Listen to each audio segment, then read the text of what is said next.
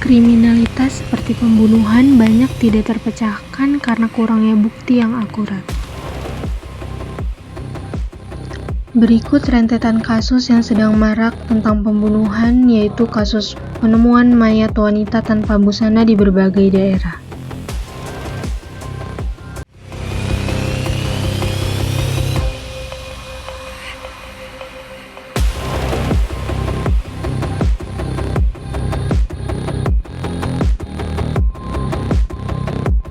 Maka dari itu, penyelidikan kasus dapat dilakukan dengan bioforensik.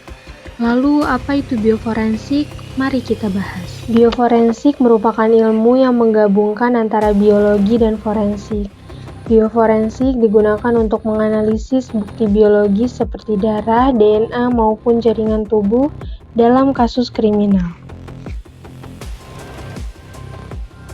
Bioforensik melibatkan analisis mendalam dari sampel biologis menggunakan teknik-teknik canggih seperti PCR dan analisis DNA untuk mengidentifikasi individu atau merekonstruksi kejadian, sehingga membantu memecahkan kasus kejahatan dengan lebih akurat dan efektif.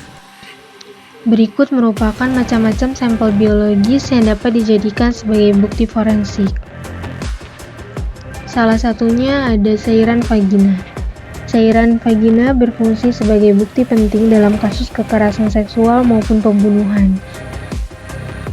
Sampel forensik dari vagina adalah sampel biologis yang diambil dari vagina korban atau pelaku kejahatan seksual, yang dapat digunakan sebagai bukti forensik untuk mengidentifikasi pelaku atau merekonstruksi kejadian, dan membantu memecahkan kasus kejahatan seksual dengan lebih efektif. Sampel forensik vagina memiliki kelebihan karena dapat mengandung DNA pelaku yang dapat digunakan untuk identifikasi dan membuktikan keterlibatan pelaku dalam kejahatan seksual, sehingga membantu memecahkan kasus dan membawa keadilan bagi korban. Berdasarkan banyaknya kasus pembunuhan dan penemuan mayat tanpa busana, maka dapat dilakukan pengambilan sampel cairan vagina. Berikut merupakan tata cara pengambilan sampel cairan vagina. Tahap pertama, pengambilan sampel cairan vagina.